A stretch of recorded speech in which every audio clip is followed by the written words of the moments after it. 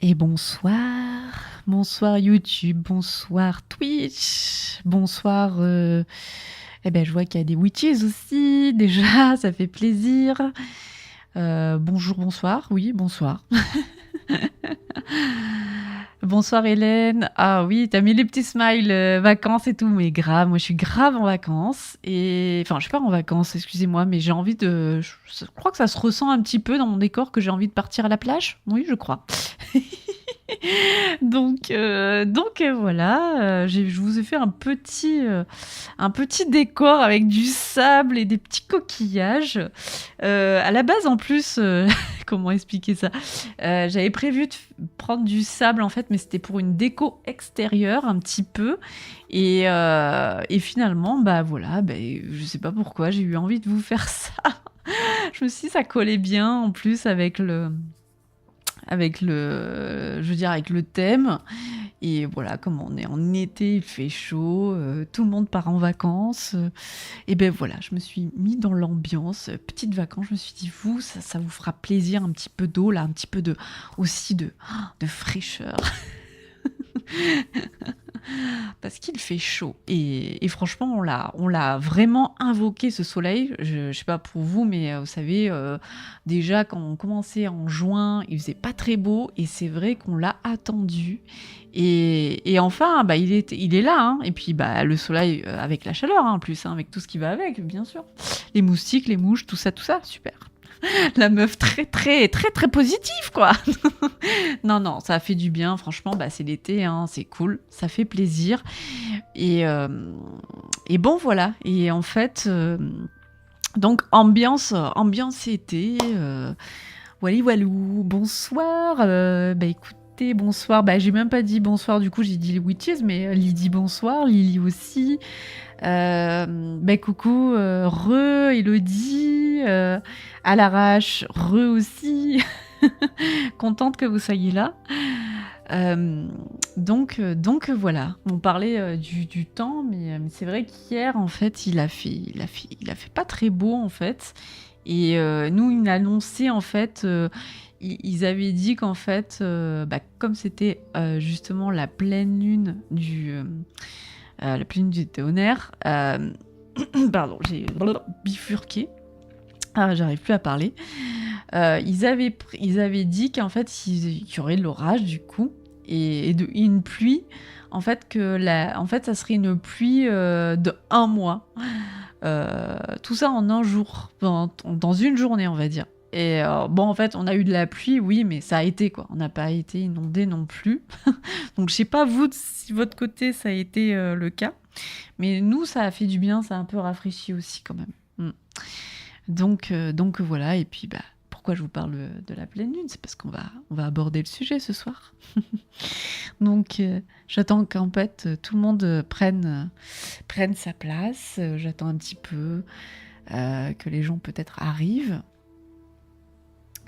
Ah, l'automode, il a bloqué Lydie. Alors attendez, je vais autoriser. Ouais, je sais pas si... hop, j'ai autorisé. Mais je sais pas pourquoi, parce que en fait, je pense qu'il y a le mot violent dedans, et l'automode, il est assez restrictif. Hein. Dès que tu dis un truc, hop, donc pardon. Pour lui, l'automode t'a insulté là, hein. Attention. Ah ouais, il est assez censuré. Il censure vite en fait, hein, l'automode. Mais non, parle, Lydie, t'inquiète. Je regarderai ça en fait. J'irai dans les paramètres. Ouais, c'est vrai que... je sais pas pourquoi. Bon, bref, c'est pas grave. Du coup, je vous ai même pas demandé si vous allez bien, vous. Ça va pour l'instant effectivement, est-ce que c'est pas très violent cette pleine lune là? Ah là là. Je pense que je vais commencer à aborder le sujet du coup, vu que j'y suis. Mais je pense que ouais, cette pleine lune depuis hier là, déjà il y a eu cette conjonction Pluton-Lune, je pense qui génère pas mal de tensions, parce que Pluton quand même, c'est quand même, hein, c'est pas de tourpeau, hein, Pluton quand même, hein. Donc avec la Lune, je vous dis pas, ça fait pas mal d'introspection en fait finalement, de transformation aussi, mais ouais, c'est assez turbulent quand même.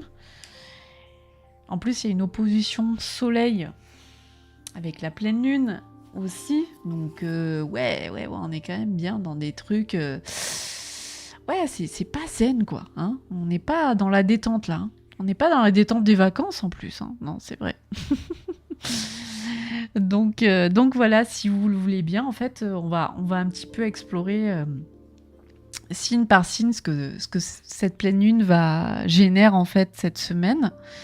Voilà, ce qu'elle a déjà commencé à générer d'ailleurs sur nous.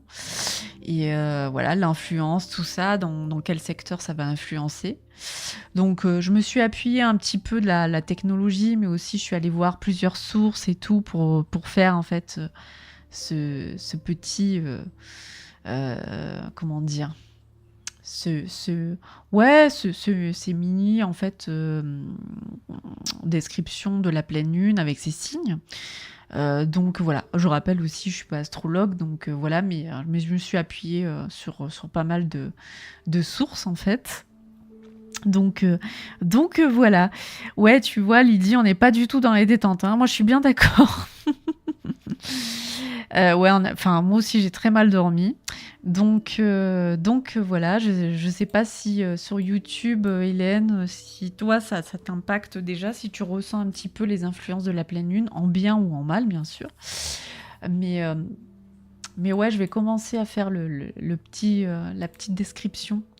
Si, voilà. Et puis, comme ça, on se met gentiment dans le bain. Et puis après, il y a le replay, en fait, pour ceux qui sont pas là ce soir, bien sûr. Euh, donc voilà. Donc ils nous diront peut-être en commentaire comment ils vivent cette pleine lune et ses aspects aussi, parce que je vais aussi venir aux aspects. Et après, on fera aussi les interactions entre les signes chinois et les signes occidentaux avec les cycles naturels. Et on fera aussi les combinaisons signes chinois et signes occidentaux. Qu'est-ce que ça fait quand on combine ensemble? Donc ça va être long. Je vous ai fait un petit... j'ai vraiment... comment dire? J'ai fait tous les signes, en fait. Donc, je vous ai fait un petit diapo. Donc, vous verrez. Vous me direz si vous trouvez que c'était bien. Si vous restez jusqu'à la fin. Je sais pas, en fait, si on va pouvoir faire tout le live. Parce que si on fait signe par signe. Donc, il y a 12 signes à chaque fois. Ça va être long, mais ça peut être sympa. Donc, voilà. Donc, en fait, si vous avez envie, en fait, de découvrir la combinaison de votre signe chinois et de votre signe astrologique, et bien voilà, écoutez, je vous ai fait ça. Et voilà votre petite description et vous me direz si ça vous parle, si ça vous parle pas. Pensez aussi, je le dis pas, c'est vrai, mais pensez à liker, à commenter, surtout voilà, pendant le live et après le live pour ceux qui seront en replay aussi. Donc voilà, non, ça va être... non, je me suis dit, ça peut être sympa, tout ça en plus dans une... voilà, après c'est léger. Je vous rappelle, je suis pas astrologue, hein, on est d'accord. Donc franchement, j'ai étudié, je me suis servi aussi de la technologie, il faut le rappeler, voilà, ça aide beaucoup. Et puis de mes connaissances aussi, parce qu'on a appris l'astrologie, notamment avec la Witchy School, avec Anne-Sophie. Et puis moi, l'astrologie, ça fait des années aussi que je m'intéresse. Je crois que je me suis intéressée à l'astrologie quand je commençais mon éveil, hein, complètement. Et je me rappelle avant, quand t'allais sur Internet, j'avais encore la DSL et tout. Et il y avait un vieux site qui faisait les signes déjà, qui parlait d'astrologie. Et je crois que ce site existe toujours, mais je crois que c'était... Oh là là là là, moi j'ai un trou de mémoire, mais voilà, mais depuis, enfin, donc voilà, depuis toujours, en fait, l'astrologie, ça fait partie ouais, de moi, en fait, que j'aime bien, en fait, étudier. Mais c'est vrai que j'ai jamais fait une formation complète, mais ouais, mais en tout cas, j'ai pu un peu approfondir tout ça grâce à Anne-Sophie Pau aussi, qui nous a initiés. Hein. Bon, maintenant, elle est plus trop dans ce domaine. Du coup, elle a changé un petit peu, elle a évolué, moi je dirais plus. Mais ouais, mais en tout cas, ça m'a beaucoup aidé et bon, toujours très intéressant. Voilà, voilà. Je regarde Hélène, ce que tu nous dis du coup, 2 jours avant la pleine lune, une voiture est entrée dans la devanture d'un bar en face de chez moi. Aïe, scène de guerre, un mort et 6 blessés. Ah oui, quand même. Ah oui, quand je disais que ça générait des tensions, c'est plutôt fracassant là. Hein. Ah ouais, non, ok. Ouais, un mort quand même, peu cher. Ouais, là déjà, ouais, c'est... comment dire, j'espère que ça sera plus safe pour nous, en tout cas. Voilà, hein, et qu'il n'y aura pas de mort, ni d'accident, ni de blessés. Mais ouais, bon, ça commence bien pour toi, Hélène. Bon, j'espère que pour toi, ça va quand même. Et pour tous les autres aussi. Nous, on n'a pas eu d'accident. Moi, je pense qu'en fait, de toute façon, la pleine lune, elle rigole, hein, parce que, je veux pas dire, mais il y a eu pas mal de choses, d'accidents notamment familiaux, déjà comme ça. Alors, je pense que la pleine lune, elle rigole, elle fait, ouais, c'est bon, elle a eu son quota, ça va, ça passe. Donc pour moi, ça va. Pour l'instant, à part des insomnies, pour l'instant, j'ai pas eu trop de problèmes. Mais allez, je vais me lancer, comme ça je vous mets pas plus le suspense. On va y aller. Alors, je vous ai préparé une petite fiche. Donc, du coup comme je disais, la Lune, donc ça, en ce moment, il y a une conjonction Pluton-Lune, enfin depuis hier surtout. Et une opposition, il y a eu l'opposition aussi Soleil et Lune. Donc, bon, ce qui génère beaucoup de tensions finalement. Donc on va voir dans quel secteur en fait, voilà, on va commencer par le bélier, dans quel secteur ça influence. Donc cette pleine lune qui est en Capricorne, je le rappelle, donc pour le bélier, pour nos amis béliers, ça influence surtout votre carrière et votre statut social. Donc vous pourriez ressentir en fait une pression pour atteindre vos objectifs professionnels et pour faire face à des responsabilités accrues. Donc c'est quand même pour vous, les béliers, un moment pour faire un bilan de votre vie professionnelle et prendre des décisions importantes concernant votre avenir. Je continue avec nos amis les taureaux. Donc cette pleine lune illumine votre secteur des voyages, de l'éducation, les croyances personnelles, voilà. Donc tout ce qui est secteur, voilà, tous ces secteurs-là.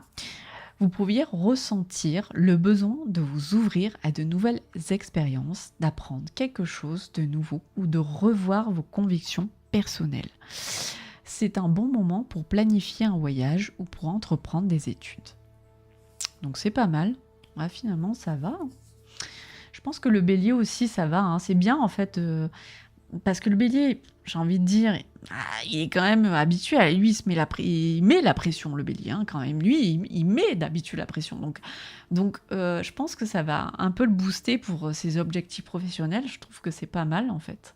C'est pas mal. Bon, même si il doit faire face à des responsabilités un petit peu plus importantes, on va dire, accrues. Non, c'est bien, c'est plutôt bien. En fait, il planifie pour son avenir, en fait. Et donc, du coup, voilà. Mais je reviens au taureau. Donc, du coup, ce qui est bien aussi, c'est pour planifier des voyages et entreprendre des études. Ouais, c'est bien. En plus, le voyage, on est en vacances, donc autant y aller. Hein. Donc, on continue avec nos amis Gémeaux. Pour vous, les Gémeaux, la pleine lune en Capricorne met en lumière les questions financières, particulièrement celles liées aux ressources partagées, aux héritages et aux investissements. Ma langue fourche un peu. Hein. Vous pourriez devoir prendre des décisions importantes concernant vos finances ou régler des dettes. C'est aussi un moment favorable pour la transformation personnelle. Mm. Donc, bien aussi, c'est pas mal déjà. Là, le cancer. Alors, nos amis cancer. Donc, cette pleine lune en Capricorne se trouve dans votre secteur des relations. Cela peut apporter des révélations ou des conclusions concernant vos partenariats, qu'ils soient personnels ou professionnels. Vous pourriez ressentir le besoin de clarifier des situations relationnelles ou de prendre des décisions importantes concernant un partenariat. Donc, ok, ça va mettre les choses au point. Vous nous direz, les amis cancer, si vous ressentez ça, si vous avez ressenti ça. Maintenant, les lions. Donc ça, je pense à Elodie. Allons-y. Cette pleine lune met l'accent sur votre santé. Bah tiens, tu vois, votre routine quotidienne et votre travail. C'est le moment idéal pour évaluer votre habitude de vie, faire des ajustements pour améliorer votre bien-être et optimiser votre efficacité au travail. Vous pourriez aussi ressentir le besoin de résoudre des problèmes de santé. Tiens, on est dans ça, hein, ça c'est un peu privé, ou de réorganiser votre environnement de travail. Donc voilà. Nos amis vierges, la pleine lune en Capricorne influence votre secteur de la créativité, des loisirs et des relations amoureuses. Vous pourriez ressentir un élan créatif ou le besoin de vous exprimer artistiquement. C'est aussi un moment favorable pour évaluer vos relations amoureuses et prendre des décisions concernant votre vie sentimentale.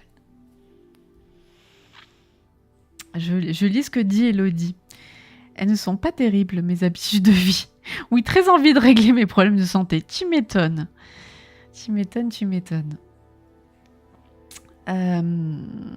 Donc, je crois qu'il y avait Lily aussi qui est lion. Bah oui, Lily aussi, je t'ai oublié. Donc voilà le topo, les amis lions. Donc les amis vierges aussi, parce qu'il y en a une dans la Witchy School. Je ne sais pas si elle va regarder le live, mais en tout cas, elle aussi, ça la concerne. Nos amis balance maintenant, je ne sais pas s'il y a des balances parmi vous. Je sais qu'il y avait les cancers avec Hélène aussi, mais c'est vrai que je connais un petit peu vos signes pour ceux qui sont ici. Je n'arrive plus à parler, pardon. Donc voilà, après je ne sais pas s'il y aura des balances qui regarderont le replay ou qui vont venir, mais voilà, pour les balances, cette pleine lune met en lumière les questions domestiques et familiales. Vous pourriez ressentir le besoin de vous concentrer sur votre foyer, de résoudre des problèmes familiaux ou de prendre des décisions importantes concernant votre lieu de vie. C'est un bon moment pour apporter des changements positifs à votre environnement domestique. Nous voilà avec les amis scorpions aussi. La pleine lune en Capricorne active votre secteur de la communication et des déplacements. Vous pourriez avoir des révélations, des conclusions concernant des projets de communication, des études ou des relations avec vos proches. C'est aussi un bon moment pour clarifier des malentendus et pour exprimer vos pensées de manière constructive. Bien. À nous, amis Sagittaires, je suis moi-même Sagittaire.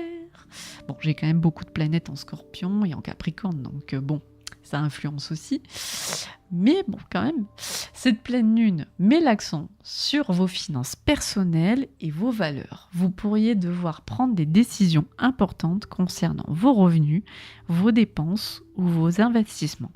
C'est un bon moment pour réévaluer vos priorités financières et pour trouver des moyens d'améliorer votre sécurité matérielle. J'entends. Pour les Capricornes, pour vous Capricornes, cette pleine lune se trouve dans votre signe, mettant en lumière vos besoins personnels et vos objectifs de vie. Vous pourriez ressentir le besoin de vous concentrer sur votre développement personnel et de faire des choix importants pour votre avenir. C'est un moment pour affirmer votre identité et pour prendre des décisions en accord avec vos aspirations profondes. Alors je pense que Karine va regarder le replay. Karine, si tu m'écoutes, je pense que ça va te parler, ça. Parce que Karine est Capricorne. Mais chut. Bon, bref, alors, Le Verseau, les amis Verseau. La pleine lune en Capricorne influence votre secteur des secrets, de la spiritualité et du subconscient. Vous pourriez ressentir le besoin de vous retirer pour réfléchir et pour faire le point sur des questions intérieures. C'est un moment favorable pour la méditation, l'introspection et pour résoudre des problèmes psychologiques ou émotionnels. C'est pas mal, je pense aussi à Paula. Je ne sais pas si elle va regarder le replay. Mais voilà, Paula, on pense à toi. Ensuite, les poissons. Cette pleine lune met en lumière votre secteur des amitiés, des groupes et des aspirations collectives. Ah ouais, ça parle aux poissons en plus. Bon, bref. Vous pourriez avoir des révélations ou des conclusions concernant vos relations sociales et vos engagements communautaires. C'est aussi un bon moment pour évaluer vos objectifs à long terme et pour trouver des moyens de les réaliser avec l'aide de votre réseau. Voilà. Donc après, chacun ressent à sa manière les influences de la pleine lune. Voilà, c'est juste très général. Hein. Voilà, après, il y a d'autres facteurs, bien sûr. Parce qu'on a d'autres planètes aussi, des maisons, tout ça, donc qui influencent. Donc voilà, mais c'est un rapide aperçu. Donc c'est pas mal. Donc déjà, ça nous donne un petit peu l'influence de la semaine, l'influence de la pleine lune, mais ça va jouer un peu sur ces quelques jours. Donc voilà, j'ai entendu un bruit chelou, je ne sais pas pourquoi. Voilà, mais si vous entendez des trucs chelous, vous me le dites. Je vais essayer de voir d'où ça vient. Ou c'est que moi, c'est dans ma tête en fait. Donc je pense pas. Mais enfin bref, du coup, pour revenir un petit peu aux aspects en fait, aux aspects de Pluton. En fait, en ce moment, Pluton a rétrogradé en Capricorne, alors que Pluton est en Verseau depuis mars 2023. Et là, en fait, Pluton, il n'est pas encore fixe. Il bouge. Il a la bougeotte, tu vois. Pluton, il a la bougeotte, vous voyez. Et du coup, là, il a rétrogradé en Capricorne, en fait. Donc il sera vraiment, en fait, fixe en novembre. Voilà. Mais c'est vrai qu'il nous joue un petit peu des tours. Et pour l'instant, en fait, il est toujours en Capricorne jusqu'au 11 octobre, en fait. Et c'est vrai qu'après, il se posera définitivement. Il sera en 2043. Il restera jusqu'en 2043. Donc voilà, ça va faire pas mal de changements. Et c'est pas négligeable. Faut prendre en compte ces aspects-là, en fait, voilà, qui peuvent nous influencer. Donc c'est vrai qu'après le Verseau, c'est l'innovation sociale, c'est la liberté individuelle, c'est les structures collectives. Donc voilà, c'est sur ça que ça va surtout nous impacter. Donc ça a dû peut-être commencer déjà, même si bien qu'il soit en Capricorne quand même, mais voilà. Donc après ça va pas pardonner, quoi, on va dire. Enfin bref. Du coup, qu'est-ce que je voulais dire ? Pour l'instant, ça va. Je suis pas trop saoulante. Je sais pas. Vous avez des petites remarques à faire ? Dites-moi dans le chat si vous avez envie de commenter, si ça va. Si je vous ai pas trop perdu, si je suis pas allée trop vite. Pour l'instant, je pense que c'est clair. Mais bon, on sait jamais. Super, merci Lily. Bah ouais, je trouvais que c'était bien en fait. On comprend un petit peu peut-être le pourquoi du comment, qu'est-ce qu'on ressent, ou peut-être dans la semaine, on va se dire, bah tiens, oui, c'est vrai, effectivement. Mais si vous voulez, je continue avec les aspects, les transits en fait. Donc du coup, pour la semaine, on aura en fait... donc aujourd'hui, on a Soleil, on a en fait une conjonction du Soleil et de Mars. Donc en fait, cet aspect, il apporte une énergie élevée Et en fait, il nous donne vraiment une grande détermination, parce que Mars, quand même, c'est la planète de l'action. Et bon, Mars, c'est la guerre, quand même. Hein, mais donc, hop, il nous donne un bon petit coup de fouet. Et donc, du coup, c'est idéal pour prendre des initiatives et en fait, pour poursuivre nos objectifs avec vigueur. Donc avec cet aspect-là, ça nous donne en fait de la force, j'ai envie de dire. Bonsoir Cyril. Eh ben écoute, bienvenue à toi, il n'y a pas de souci. Alors si tu veux, si tu prends le train en cours là, bah écoute, on parle des aspects des transits pour cette semaine. Merci Hélène de me confirmer que c'est clair. Donc voilà. Je précise, si je remarque que ça parle surtout dans le chat YouTube, il y a un petit décalage entre Twitch et YouTube. Et en fait, il est assez important ce décalage. Donc voilà, si je vous vois apparaître, si je vous cite un peu plus tard et que vous avez déjà marqué votre com, c'est normal, il y a un gros décalage en fait. Voilà, je tenais à préciser ça. Donc je regarde un petit peu sur Twitch. Lydie, ouais, c'est cool si ça te parle. Ouais, c'est vrai que moi aussi ça me parle en fait. Enfin bref, je continue. Donc du coup, aujourd'hui, donc le 22 juillet, donc il y a la conjonction Soleil-Mars qui nous donne une grande détermination et une énergie assez élevée en fait pour poursuivre nos objectifs et pour prendre des initiatives. Donc on a quand même cependant un carré Mars-Pluton, donc c'est une énergie intense et c'est vrai que c'est pour ça ça génère pas mal de tensions. Peut-être intérieure aussi, mais extérieure. Et c'est peut-être pour ça aussi qu'il y a eu des accidents, tout ça. Voilà, des trucs pas très cool. Donc ça peut mener aussi des luttes aussi de pouvoir. Mais par contre, c'est quand même un gros effort de transformation, parce que Pluton, c'est quand même la transformation aussi, et Mars, voilà, il y a des luttes intérieures, il y a des luttes de pouvoir, voilà. Mais en fait, il faudra essayer en fait, aujourd'hui, je sais pas, mais si vous allez essayer de canaliser cette énergie de manière positive, en fait. Et que ça se transforme pas en négatif. Au contraire, que ce soit transformateur, en fait. Enfin, voilà. Pour mardi, donc, le 23 juillet, il y a une opposition Soleil-Pluton. Donc là aussi, il peut y avoir des conflits, des luttes de pouvoir. Donc, attention, ayez une gestion prudente. Voilà, une gestion des conflits, des relations aussi. Voilà, soyez prudents quand même. Donc c'est vraiment une période de transformation et en même temps de lâcher prise, quoi. Et voilà. Et en fait, je remarque qu'en fait, petite anecdote d'aujourd'hui, vu qu'on parlait voilà, je reviens sur lundi, pardon, avec le Soleil Mars et le carré Mars-Pluton, qui génèrent quand même des énergies assez intenses. Ouais, moi je pense que je suis plutôt dans le lâcher prise, parce que je vois sur la route, il y avait quelqu'un qui marchait sur la route, mais il se poussait pas en fait. Mais moi, je sais pas, je suis plutôt cool en ce moment, donc je pense que voilà, il y a un gros lâcher prise de ma part de me dire, écoute, c'est pas grave, il marche, il va se décaler, c'est décalé, mais tranquillou, je me suis pas énervée, j'ai pas mis un coup de klaxon, vous voyez.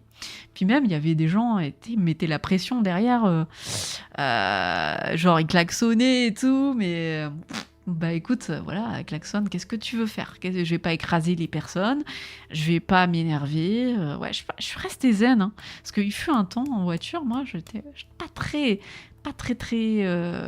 cool, hein.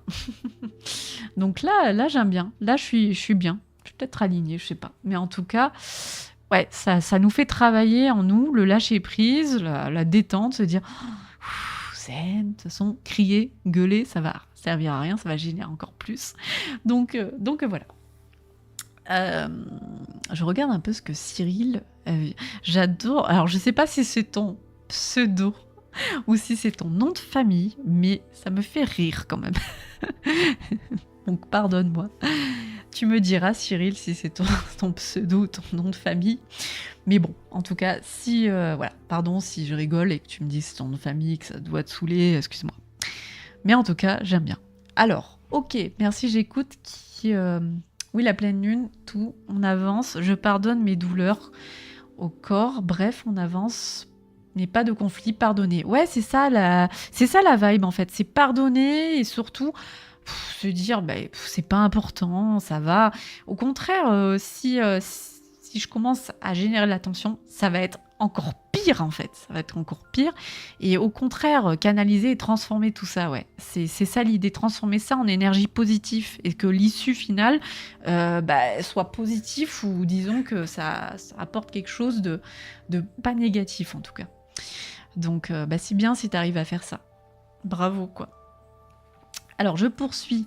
Donc voilà, mardi, opposition Soleil-Pluton. Donc, période de transformation, de lâcher prise. Et surtout, de lâcher prise de ce qui ne nous sert plus, en fait. Ouais. Ça va jouer sur ça demain, surtout. On va se débarrasser un peu et lâcher prise sur ce qui ne sert plus, voilà. Les conflits ou même des choses ça ne sert plus à rien. Ça va, hop, on va lâcher ça, et c'est pas plus mal. Donc, on continue, mercredi le 24 juillet, Trigone, Mars, Jupiter. Cet aspect est bénéfique pour la croissance et l'expansion. Et ouais, parce que Jupiter, ouais, c'est vraiment l'expansion, la croissance, avec la planète de Sagittaire aussi, donc ouais, en plus Mars dans l'action. Donc ça encourage l'optimisme et les actions positives menant au succès. Donc c'est pas mal. Mercredi, c'est plutôt cool en fait. Donc on poursuit avec jeudi le 25, la trigone Mercure-Neptune. Cet aspect améliore l'intuition et la créativité, rendant cette période idéale pour les activités artistiques et le renforcement des connexions spirituelles. C'est bien, hein, c'est plutôt bien. Là, bien, ça influence positivement. J'aime bien ces petits aspects-là. Le 26, donc on continue. Carré Vénus-Uranus. Attendez-vous à des changements inattendus dans les relations et les finances. Cet aspect peut apporter des changements soudains ou un désir de plus de liberté. Ok. Le 27 juillet, carré Soleil-Uranus. Cet aspect peut provoquer des disruptions soudaines ou un besoin d'indépendance accrue. Ok. Donc on va quand même avoir besoin d'indépendance un peu la fin de semaine. Là.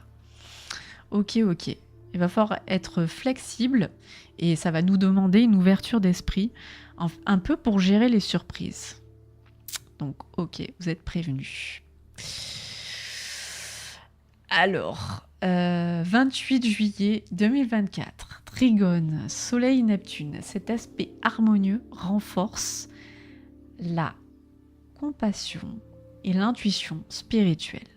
C'est un moment idéal pour des projets artistiques et des activités caritatives. Donc c'est bien, dimanche, on va être plutôt en harmonie du coup. C'est bien. Puis j'ai l'impression que c'est beaucoup fin de semaine, créativité. Bon, il y aura un peu de surprise, il faudra faire attention, on aura besoin de liberté. Mais pas mal cette fin de semaine. Donc on verra qu'on y sera.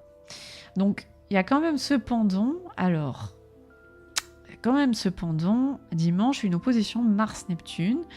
Donc attention à la confusion, au manque de clarté, dans les actions. Il est important d'éviter les tromperies, de s'assurer une communication claire. Ok, donc attention malentendus ou duperies aussi. On va pas se faire avoir là. Donc voilà, les énergies cette semaine, ça va être vachement élevé quand même. Et très transformateur, j'ai l'impression qu'il y a un beau potentiel de transformation. Donc il y aura quand même des opportunités de croissance et de créativité équilibrées par des défis pour maintenir en fait une certaine clarté. Mais bon, faut quand même pour éviter les conflits quoi. Quand même, ouais. Ça, il va falloir équilibrer en fait entre la gestion des conflits, mais en même temps, il y a une belle croissance effectivement au niveau créativité, au niveau équilibrage aussi. Ouais, ça promet, c'est intéressant en fait. J'ai l'impression que on sera plus clair quand même dans nos choix. et on clarifiera les choses, et peut-être que ça peut générer du conflit, mais tout dépend de comment on va l'amener, comment on va discuter, comment on va communiquer. Ouais, ça peut être... c'est intéressant. Enfin, dites-moi comment vous le ressentez, mais en tout cas, je regarde un peu Twitch, il me dit, ça m'a donné envie de regarder les transits avec mon thème natal. Ben ouais, carrément, hein. Go, go, go, astrothème ou autre. Ben ouais, allez voir, hein. Allez voir les filles. Cyril il répond du coup, oui c'est gagné, avancé. Pseudo ou nom de famille, langue... La langue au chat. Ah, tu nous mets dans le suspense en fait. Donc, en gros, qu'est-ce que... Ouais. Ouais, transformateur et croissance. Ouais, tant mieux les confis. Ah, c'est ce qu'on y croit. Oui, oui, oui, tout à fait, Cyril. Bah ouais, c'est clair. C'est clair, c'est clair. Enfin, là, c'était pas très clair ta phrase, mais je crois que j'ai compris. Enfin bon. Bah voilà. Donc, hey, qui vivra verra, hein, comme on dit. Lydie, qu'est-ce qu'elle nous dit? Bon, on verra pour la semaine. Bah ouais, c'est ça. On sait à quelle sauce on sera mangé, au moins. Ouais, grave. C'est clair. Donc c'est cool. Donc, on va poursuivre. Avec...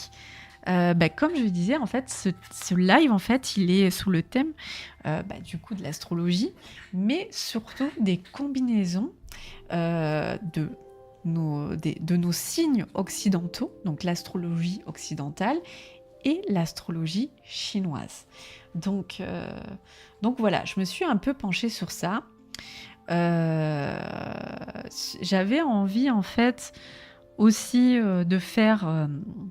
un peu l'astrologie amérindienne, mais je sais pas pourquoi, d'un coup, je suis dans mes lectures, en fait, je commençais à lire un bouquin sur Internet, et c'était intéressant, et effectivement, qui parlait de l'astrologie chinoise, et ça m'a donné envie, en fait, de creuser.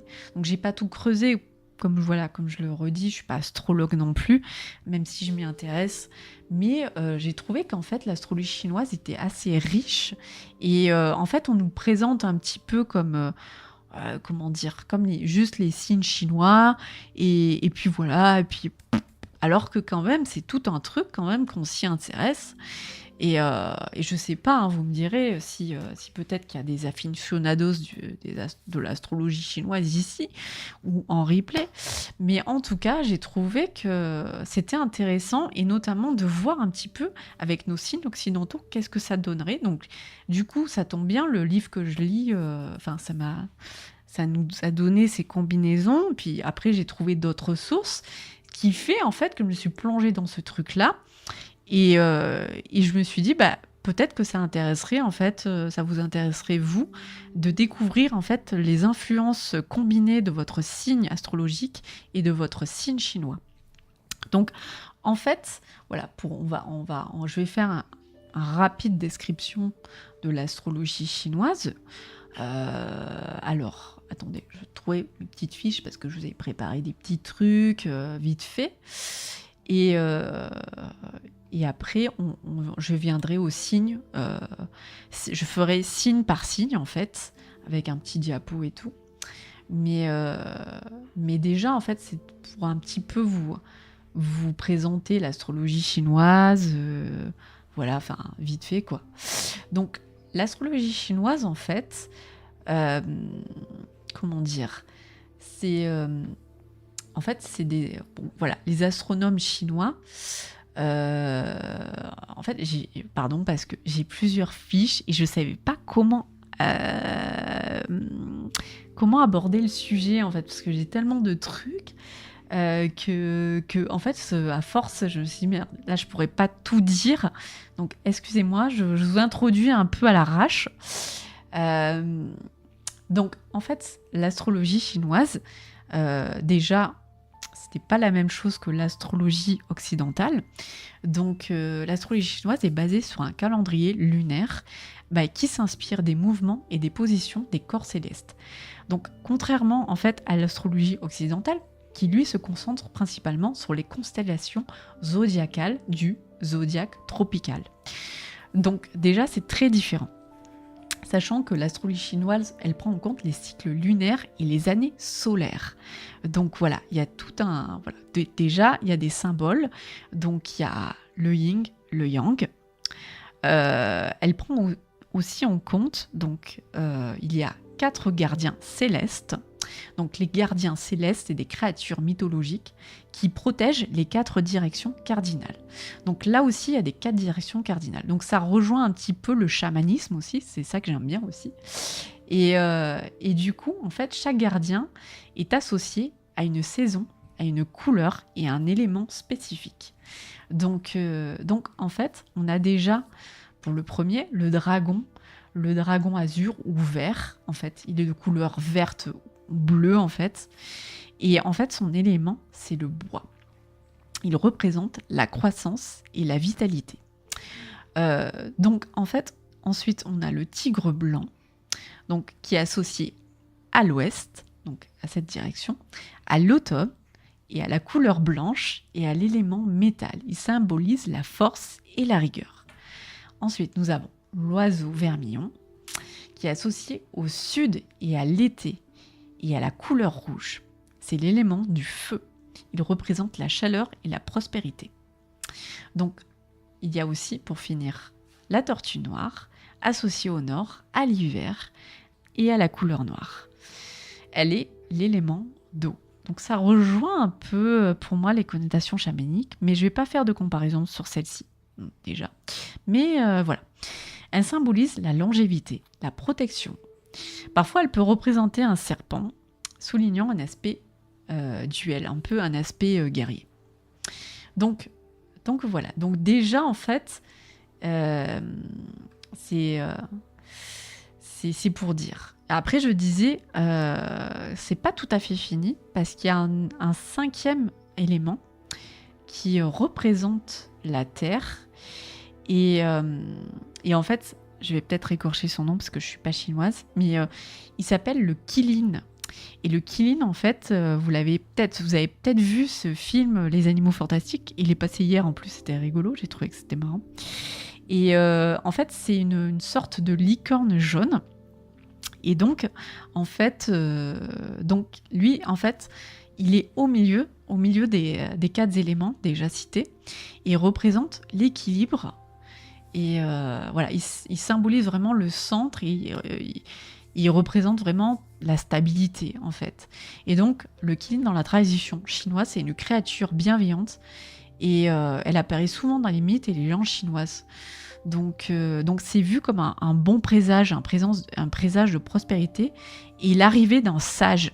Et je pense que c'est pour ça que dans le film Les Animaux Fantastiques, pour ceux qui l'ont vu, ceux ou celles qui l'ont vu déjà, ça représente, il représente la pureté. En fait, c'est lui qui va choisir le sage dans le film. Enfin, c'est pas le sage en l'occurrence dans le film, c'est pas du tout ça comme ça, mais qui va choisir la personne de cœur pur, en fait. Donc j'ai trouvé que c'était rigolo qu'ils mettent ça. Donc en fait, le Qilin, c'est une licorne jaune pour traduire en français, en fait. Et donc voilà, elle est représentée en Chine, quoi. Donc sachons qu'il y a 28 maisons lunaires dans l'astrologie chinoise. Donc c'est assez complexe, en fait. Et tout ça, en fait, c'est partagé en 4 segments, en fait. En 4 quartiers, plutôt. Et du coup, pour les maisons que je viens de citer, en fait, donc avec l'Est, le dragon, le quartier Sud, c'est l'oiseau, le quartier Ouest, c'est le tigre, et le quartier Nord, c'est la tortue. Bien sûr, avec les couleurs associées. Bon, là, j'ai pas redit les couleurs, mais voilà. Donc, déjà, c'est important. C'est quand même important aussi, les couleurs. Donc, voilà. Pour la faire courte, c'est un peu ça, les éléments fondamentaux de la cosmologie chinoise, quoi. Je ne sais pas si j'ai été claire, mais si vous voulez qu'on creuse le sujet, on fera un autre live, bien sûr, mais j'essaierai de plus creuser. Mais là, sinon, j'ai pas fini, quoi. Et puis voilà, on va y passer la soirée. Donc je pense que vous n'avez pas que ça à faire, mais c'est pas mal. C'est pas mal. Je regarde un peu YouTube, qu'est-ce que vous dites ? Saison nature et les métaux éléments intéressants. Oui, Cyril, effectivement. Du côté de... Ça va être intense. Ah oui. Bon, on se verra pour la semaine sensée. Ouais, ça, j'ai lu, ça va être intense. Lol. Ouais, ouais, carrément. On était toujours à la pleine lune. Mais, euh, mais ouais, voilà. Bon, en tout cas, pour ce qui est de l'astrologie chinoise, voilà, c'est une brève description. Après, pour rentrer un petit peu plus dans le détail, les éléments, du coup, comme tu parlais de ça, Cyril aussi, ils associent en fait aux planètes, à 5 planètes. Comme il y a 5 planètes principales, il y a 5 éléments. Donc, Jupiter est représenté par le bois, Mars par le feu, Saturne par la terre, Vénus par le métal et Mercure par l'eau. Donc voilà, c'est vraiment voilà, il y a toute une symbolique en fait. Donc le vert, donc le dragon, donc le dragon vert avec la couleur vert, est attribué au bois. Donc il a une consonance avec Jupiter et avec la position de l'Est, enfin le point cardinal de l'Est. Le rouge est attribué au feu, en consonance avec Mars et l'oiseau rouge au sud. Le jaune attribué à la Terre, en consonance avec Saturne, et le Qilin, licorne chinoise, donc du coup voilà, est au centre représentant l'équilibre. C'est aussi la couleur de l'empereur, et ça c'est vrai. Le blanc attribué au métal, en consonance avec Vénus, le tigre blanc, à l'ouest. Le bleu et le noir attribués à l'eau, en consonance avec Mercure et la tortue noire au nord. Donc voilà, la position occupée au ciel par les planètes, le soleil et la lune, est représentée, on appelle ça le yang et le yin. Plus dans l'ordre, le yin et le yang en général, c'est plus dans ce sens-là qu'on le dit. Donc voilà, donc c'est pas mal. Donc tout ça en fait, pour ça représente en fait le passage éventuel de comètes aussi, il faut le prendre en compte, ils le prennent en compte. Et tout ça, ça se joue au moment de la naissance et qui sont censés influencer notre destinée. Donc voilà. Oui, Cyril, c'est plus basé sur la nature. Bien que nous aussi, notre astrologie est basée quand même sur les équinoxes et les saisons quand même. Eux, ouais, c'est vraiment, ils prennent plus en compte plus d'éléments en fait. Plus d'éléments, ouais. Donc c'est intéressant quoi. Puis en plus, c'est vrai que ça fait penser aussi à la médecine chinoise, hein, du coup. Parce que là-dedans, il y a quand même pas mal de choses qui rentrent en compte. Il y a le feng shui aussi, il y a tout ça. Enfin, la chinoise, l'astrologie chinoise et la médecine chinoise, en tout cas, c'est très riche, quoi. Très riche dans le bien-être, dans la détente. Voilà, il y a beaucoup, beaucoup de choses, en fait, qui ont été faites, quoi. Depuis, en plus, c'est ancestral, quoi. Donc voilà. Donc voilà. Ce que j'ai pas précisé, c'est tout ça ça a commencé sous la dynastie Han, H-A-N, bien sûr. Voilà, parce que voilà, je le dis peut-être mal. Je crois qu'il faut pas prononcer le H, il faut Han. Je crois que c'est comme ça que ça se dit. Donc voilà. Ma nièce m'a envoyé le dessin d'un dragon vert et je suis élément de bois, pas de hasard. Ah, c'est trop bien ça, Hélène. J'adore. Ok, Cyril, il dit, ouais, ils prennent plus d'éléments. Et ouais, c'est ça, en fait, c'est plus riche, je trouve, en tout cas. Par contre, ouais, après, à l'époque des astronomes, comme ils étaient un petit peu parano, ça a commencé un peu plus tard, ça a commencé vraiment fin janvier, fin février, alors que nous, on débute au printemps. Enfin, voilà, il y a un décalage si on compare avec l'astrologie occidentale, quoi. Mais voilà. Pour revenir à Hélène, moi je suis tigre. Alors c'est marrant parce que normalement j'ai vu que j'étais tigre de feu. Et après j'avais refait. Et maintenant je suis tigre de bois. Donc je sais pas, ça se contredit dans les trucs. Mais il faut prendre l'année en fait, en général. Il faut prendre l'année. Et surtout le dernier chiffre. Pour petit tips. Si vous voulez savoir déjà votre signe astrologique chinois, vous prenez la dernière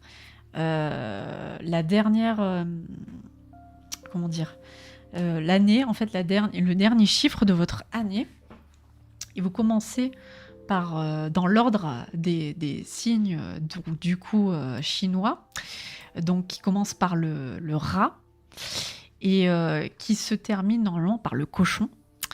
Et d'ailleurs, une petite histoire aussi dans la cosmologie astrologique, mais là, si je vous fais l'histoire des animaux, alors là, on n'a pas fini.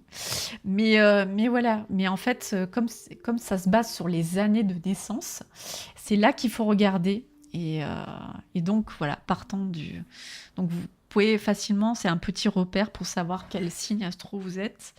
Et après, aussi, il y a un petit tips pour je crois que c'est du même acabit pour les éléments, en fait, pour voir de quel élément vous êtes fait. Et donc, du coup, moi, ça m'a bien fait rire parce que j'étais tombée sur un vieux site et on a voulu voir avec mon chéri, parce que mon chéri n'était pas sûr et moi, j'étais pas sûre de l'élément que j'étais. Et du coup, on a rigolé parce que c'était un peu les sites à l'ancienne avec les archétypes. Alors, pour vous le faire courte, en rigolant, enfin, on a lâché prise, enfin, en tout cas, on a lâché prise, non, on a pris ça à la détente, hein. Mais on a bien rigolé parce que, alors, lui, il était dragon. Normalement, si je dis pas de bêtises, dragon de terre ou de bois, à vérifier. Et ça disait qu'en gros, des despotismes, en gros, il le comparait à Napoléon et à Mussolini. Donc on était mort de rire. En plus, il y avait les caractéristiques selon notre sexe. Ah, j'étais pliée en deux. Et moi, en fait, en gros, je suis une féminazie avec de la barbe au menton. Donc mort de rire. Enfin, on était pliés en deux. Donc voilà, c'était un peu les archétypes des signes. Donc voilà, donc on a pris ça avec de l'humour quand même. Mais bref, je vais pas citer le site en question, mais voilà, on s'est bien marré quand même. Donc ok, je regarde un peu vos signes. Donc Hélène, toi t'es serpent de bois, intéressant quand même. Élodie, elle est dragon de terre. Et moi, normalement, je suis tigre de feu, bien que tout à l'heure j'ai vu un truc qui contredisait ça. Donc ma foi, on va savoir. Donc voilà. Bah, écoutez, on va s'y mettre. Alors, maintenant, on va combiner. Je vais me mettre en mode diapo et on va voir votre signe astrologique. Voilà, suivant ce que vous êtes, avec votre signe chinois, qu'est-ce que ça fait? Donc, je vais les faire un par un. Ça va être un peu long, mais comme ça, les gens qui regarderont le replay pourront mettre sur pause et se dire ah oui, voilà, c'est ça mon signe. Bon, après pour les autres, il faudra un petit peu patienter peut-être. Voilà. Je vais commencer dans l'ordre, comme ça au moins c'est bien.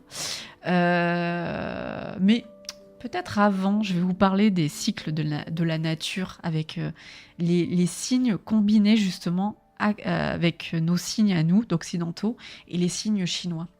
J'ai trouvé que c'était pas mal et que c'était bien en plus. C'était très intéressant même de faire ça, quoi. Donc alors attendez, je retrouve ma petite fiche. Voilà, donc pour ce qui est des interactions entre les signes et les cycles naturels, combinés en fait, on commence avec la saison du printemps, avec le bélier, le taureau et les gémeaux, et le tigre, le lapin, qui sont associés à la croissance et au renouveau. Donc les combinaisons ici, en fait, symbolisent des personnes avec une forte capacité à initier et à s'adapter au changement. Donc voilà. Donc ensuite, pour la saison de l'été, le cancer, le lion, la vierge. Avec le serpent et le cheval, qui représentent la vitalité et l'expansion. Donc les combinaisons, en fait, ces combinaisons ici peuvent indiquer des individus dynamiques et énergétiques capables d'exploiter pleinement leur potentiel créatif et de mener des projets ambitieux avec enthousiasme et détermination. Donc déjà c'est pas mal. Donc en automne, on a la balance, donc le scorpion, le sagittaire, et la chèvre et le singe, le coq, représentant l'équilibre, la transformation et la récolte. Les combinaisons, en fait, ces combinaisons symbolisent des individus capables de naviguer à travers les transitions et les changements avec sagesse, en trouvant harmonie dans leurs relations et en transformant leurs expériences en succès durable. Ouais, c'est pas mal, hein. En hiver, on a le Capricorne, le Verseau, les Poissons. En signe chinois, le chien, le cochon, le rat, qui sont associés à l'introspection, l'endurance et le renouveau. Donc ces combinaisons indiquent des personnes résilientes et réfléchies, capables de faire preuve de persévérance, tout en préparant soigneusement leur nouveau commencement et en se renouvelant avec une vision profonde. Pas mal, pas mal, pas mal. Donc voilà, ça c'était vraiment pour tout ce qui est représentation des signes combinés avec les cycles naturels. Donc maintenant, alors attendez, organisation, on va se faire les combinaisons de signes et la description en fait. Alors, hop, bougez pas, que je fasse pas de bêtises, hein, parce que moi je suis un peu mes conneries, du coup. Pardon de parler comme ça, mais parfois j'ai un peu des petits soucis techniques. Mais là, on va rester positif. Tadada. Donc là, vous voyez pour l'instant. Et là, oulala, c'est pas ça que vous voyez. Voilà, là normalement, yes. Non, on n'est plus bien. Je suis désolée. Attendez, hop, voilà. Je vais mettre la petite fenêtre parce que je veux vous voir en même temps. Voilà. Voilà. Organisation, et hop. Voilà. Cyril, qu'est-ce qu'il dit? Bah ça va, pour mon signe, c'est ce qui convient le mieux. D'accord. Ok.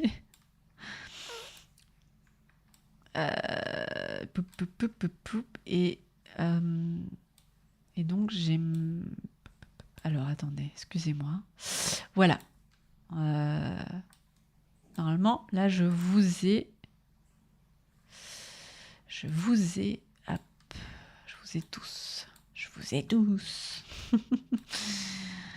Hop là. Ça va là. Et là, hop. Ok. Allez, c'est parti. Je vous embête pas plus. Je crois que ça va aller. Ouais, ça va aller. Bon, bah si je vois pas tout ça... Hein, ok Lydie, bon appétit, j'avais pas vu. C'est pas grave. Bah écoutez, je vais commencer. Alors, c'est pas grave si je vous vois pas à un moment donné, c'est parce que je suis concentrée sur le diapo et sur ce que je dis en fait. Donc faites pas attention. Je commenterai plus tard. Mais ça va être un petit peu long. Donc voilà, je remets. Donc on va commencer par le rat et le bélier. Donc du coup, rat et bélier. Cette combinaison. Alors, ça fait de vous un être ambitieux et dynamique, avec une tendance à être audacieux dans ses projets. Peut-être très motivé, mais parfois imprévisible. Donc voilà, ça c'était pour les rats, combiné avec le bélier. Donc on passe au taureau. Rat taureau, hop, du coup, ça nous fait pragmatique et astucieux. Combinant l'intelligence avec la persévérance, peut-être très fiable, mais parfois entêté. C'est vrai que nos amis taureaux sont un petit peu entêtés. Alors, bref, je continue avec... Alors, attendez, est-ce que j'ai pas oublié? Ah ouais, je voulais mettre la petite musique dans le fond. Je sais pas si c'est bien, si ça vous plaît. Bonsoir Tam. Et bah écoute, bonne soirée Cyril, merci d'être passé. Peut-être à la prochaine fois, ouais, je fais des lives tous les lundis soirs, donc n'hésite pas à revenir. Donc, qu'est-ce que ça fait le rat et taureau? Je poursuis. Alors attendez, parce qu'il y a un petit truc qui me perturbe. Bon, en fait, fausse alerte. Alors, je continue. Rat et taureau. Non, rat et gémeaux, pardon, ça m'a perturbée du coup. Parce que j'ai plein de fenêtres en fait, et du coup, faut un peu plus que je m'organise. Bref, très sociable et adaptable, avec une grande curiosité et la capacité à communiquer. Peut parfois manquer de concentration. Donc ensuite, on poursuit. Ah oui, mais j'avais pas mis Oh pardon. Voilà, ça c'était rat et gémeaux, pardon. Maintenant, rat et cancer. Ah, ok. Le rat et le cancer combinés ça fait un être sensible et protecteur, avec une bonne intuition et une capacité à se connecter émotionnellement. Il peut être sujet à des changements d'humeur. Donc, on passe au rat et avec le lion, en fait. Le rat combiné avec le lion, ça donne des personnalités charismatiques et confiantes, avec une tendance à se faire remarquer. Et ça peut être parfois être un petit peu trop centré sur soi-même. Donc, voilà. On continue avec les rats combinés avec la Vierge. Donc, méthodique, analytique, avec une forte capacité à résoudre des problèmes, peut parfois être trop critique. Donc, voilà. Ensuite, le rat avec la Balance, ça nous donne quelqu'un de diplomate et de charmant, avec une bonne capacité à établir des relations harmonieuses. Il peut être indécis aussi. Donc, on continue avec le rat combiné avec le Scorpion. Le rat avec le Scorpion, intense et perceptif, avec une profonde compréhension des motivations des autres, peut parfois être trop secret. Rat avec Sagittaire. Ah pardon, je vais trop vite, je m'emballe un petit peu trop moi. Je suis un peu trop... Non, patience, piano. Rat avec Sagittaire, optimiste, aventurier, avec un désir de découvrir et d'explorer, peut être parfois impulsif. On poursuit avec le Capricorne. Donc le rat avec le Capricorne, ça donne quelqu'un de pragmatique et ambitieux, avec une forte éthique de travail et des objectifs clairs. Peut être parfois très ou même trop sérieux. Ensuite, le rat avec le Verseau, innovant et indépendant, avec une approche unique et progressiste de la vie. Peut être parfois distant. On finit avec le Poisson. Le Poisson avec le rat peut être compatissant et créatif, avec une grande capacité à comprendre les émotions des autres. Peut être trop rêveur. Ok, donc on a fini cette combinaison avec le signe du rat. On va passer au buffle. Donc, le buffle. Le buffle et le bélier. Donc, ça nous fait des êtres déterminés et pratiques, avec une forte capacité à atteindre des objectifs.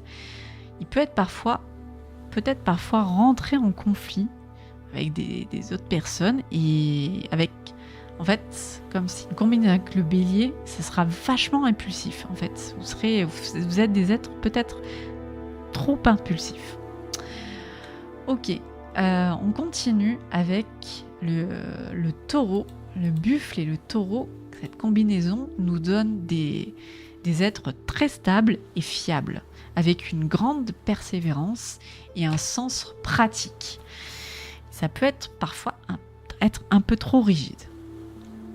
Ensuite, on continue avec le Gémeaux, le buffle et le Gémeaux, qui nous donnent des êtres pratiques mais adaptables, avec une capacité à jongler avec plusieurs tâches. Il peut parfois manquer de concentration, un peu de dispersion. Ensuite, on va faire le bœuf et le bœuf en fait, le buffle, ce serait plus ça, mais on peut dire le bœuf aussi, c'est pareil. Le buffle avec le Cancer, qui nous donne des êtres fiables et protecteurs, avec une capacité à fournir un soutien émotionnel solide. Peut être parfois un peu trop réservé. On poursuit avec le buffle et le lion, qui nous donnent des êtres ambitieux et pragmatiques, avec une forte détermination à réussir. Parfois, il peut être en désaccord avec le besoin de reconnaissance du lion. Ah bah, le lion, c'est la resta quand même, pas déconner. Donc, on continue avec le buffle et la vierge. Méthodique et rigoureux, avec une grande attention aux détails et un sens pratique inné. Mais avec parfois, on peut être un peu trop critique si on a cette combinaison. Ensuite, on poursuit avec le buffle et la balance. Stable et équilibré, on a une capacité à maintenir des relations harmonieuses, peut-être parfois être un peu trop passif. Donc, on poursuit avec le bœuf et le scorpion, qui nous donnent un être déterminé et intense, avec une forte capacité à surmonter les défis. Il peut parfois être en conflit avec la nature secrète du scorpion. Ok. Ensuite, on continue avec le buffle et le sagittaire. Pratique, mais ouvert à l'aventure, avec une bonne capacité à équilibrer la stabilité et l'exploration. Seul bémol, parfois, peut être trop prudent. Ce qui est bien quand même, la prudence. Un peu quand même. Donc, on continue. Le buffle avec le capricorne. Pratique et ambitieux, avec une forte éthique de travail et un sens des responsabilités élevé. Il peut être parfois vraiment être très très sérieux. De toute façon, le Capricorne est parfois trop sérieux. Alors qu'en fait, quand on le connaît, le Capricorne est quand même très rigolo en fait. Il a un sens de l'humour assez particulier, mais il est très rigolo. Enfin bref, ça c'était un petit aparté.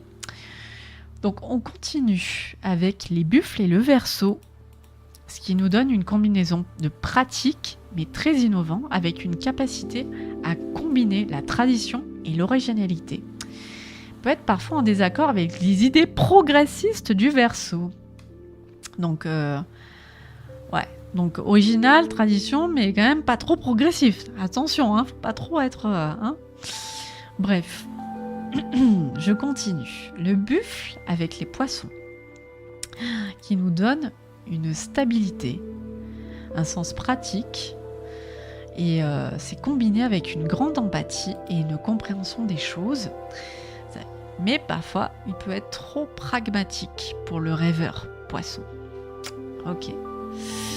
Donc ça, c'était la partie avec le signe du buffle.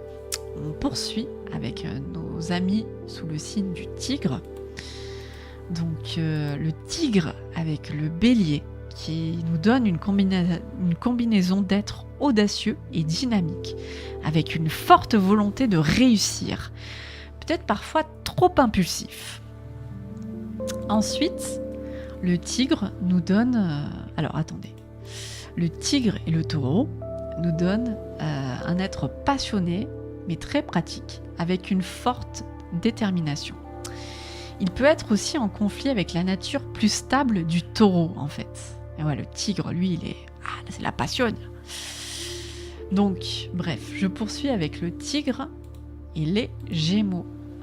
Cette combinaison nous donne un être énergétique et sociable, avec une grande capacité à s'adapter.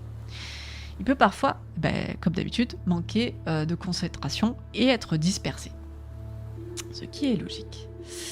Donc, tigre, avec, cette fois-ci, la combinaison du cancer, intense et protecteur, avec de profondes capacités à vraiment se connecter, mais en fait, plus avec la passion, en fait. Donc ça peut, en fait, donner un être, mais trop dominant, en fait. Trop dominant dans les émotions. Donc, voilà. On continue avec le tigre et la combinaison du lion. Alors là, ça nous fait vraiment un être donc charismatique, ambitieux, mais avec une grande capacité à inspirer les autres. Il peut être vraiment en compétition avec le lion, en fait. Donc attention. Donc on continue avec le tigre et la combinaison de la Vierge. Ça nous donne un être dynamique et méthodique, avec une bonne capacité à gérer les détails tout en étant ambitieux. Et comme d'habitude, il peut être parfois un petit peu trop acerbe, critique. Donc voilà. On poursuit avec les tigres en balance. Passionnés mais diplomatiques, avec une grande capacité à établir des relations harmonieuses. Et ouais, ça nous donne aussi quand même parfois un peu d'impulsivité de la part du tigre combiné avec la balance. On poursuit avec le tigre et le scorpion. Cette combinaison nous donne un être intense, perspicace, une grande capacité à comprendre les motivations profondes. Il peut être aussi en conflit avec la nature secrète du scorpion. Et ouais. Donc, c'est parti aussi pour les tigres et les sagittaires. Je suis directement touchée là-dedans. Pardon, j'arrive plus à parler. Donc, aventurier et optimiste, avec une grande passion pour la découverte. Parfois, un peu trop d'impulsivité. Signe de feu aussi. Hein. Ouais, c'est normal. Hein. Le tigre en plus, voilà. Bref, on continue avec le tigre et le capricorne.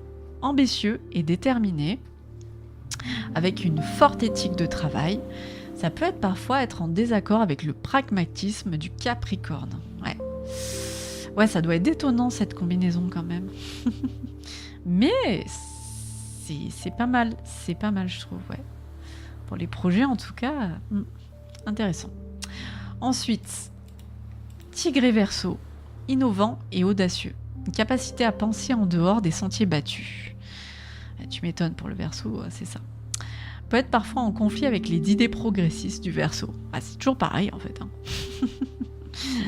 Bon, bref, je continue. Tigre et poisson. Passionné mais sensible, avec une grande capacité à comprendre les émotions profondes. Bon, toujours pareil, c'est toujours un petit peu trop rêveur tout ça. Hein. Voilà, ça c'est le côté poisson. Donc on continue, voilà, c'est la fin de la série des tigres, on continue avec le lapin et le bélier.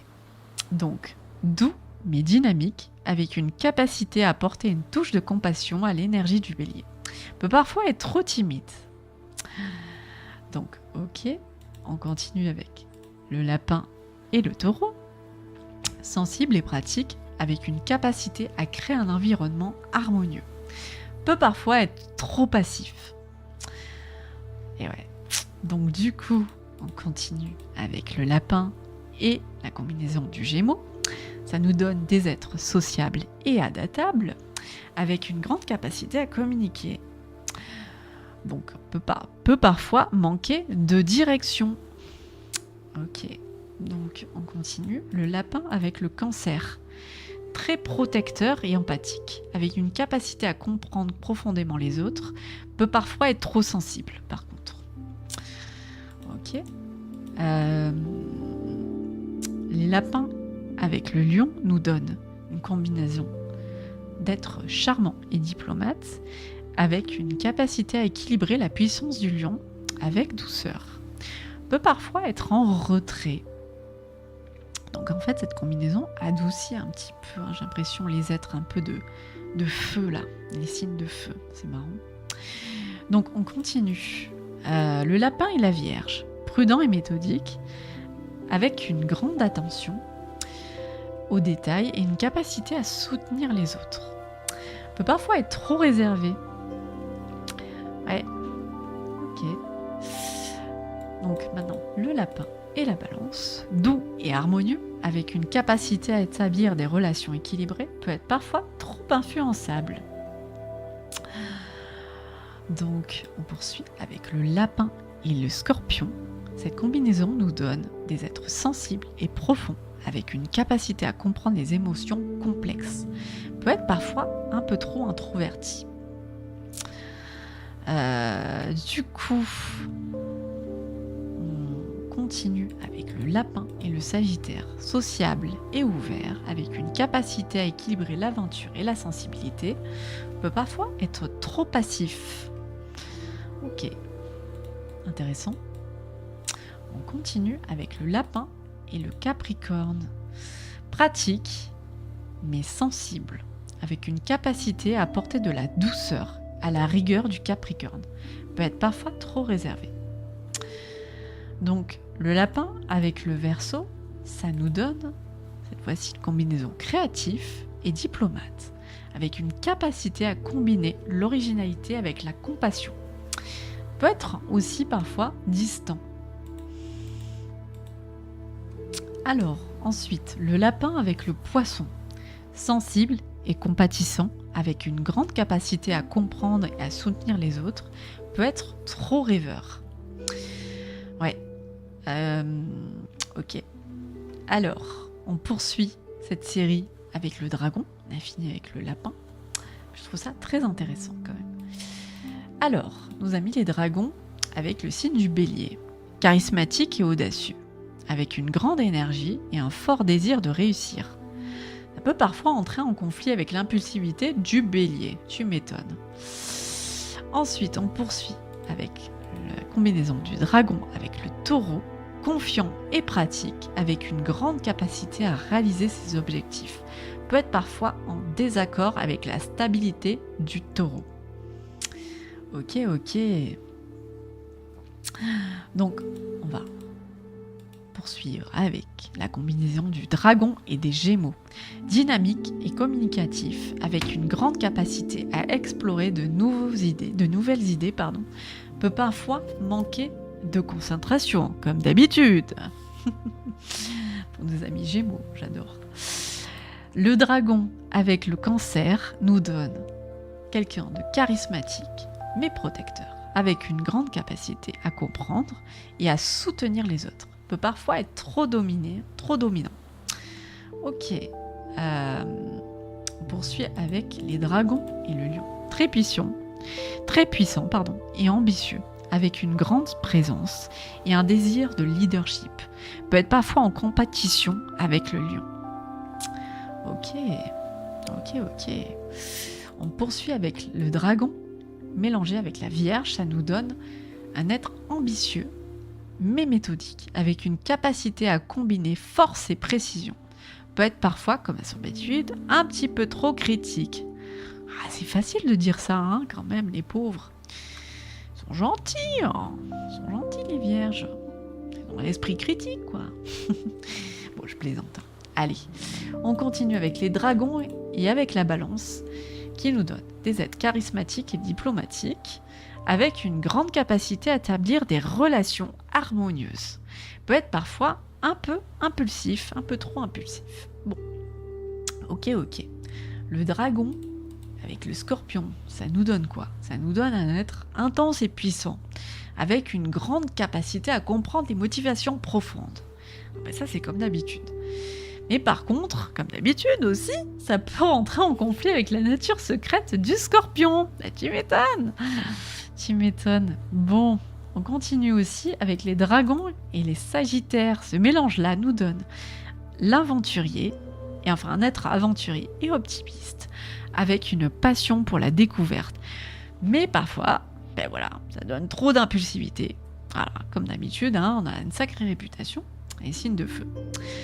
Ensuite, dragon avec Capricorne, pratique et déterminé, avec une forte éthique de travail, parfois en désaccord avec la rigueur du Capricorne. Ok. Alors, dragon mélangé avec le Verseau. Ça nous donne un être innovant et audacieux, avec une capacité à penser en dehors des sentiers battus. Ouais, ça change pas trop. Pour les autres aussi, c'était un peu comme ça, mais ok. Parfois en conflit avec les idées progressistes du Verseau. Ok, ouais.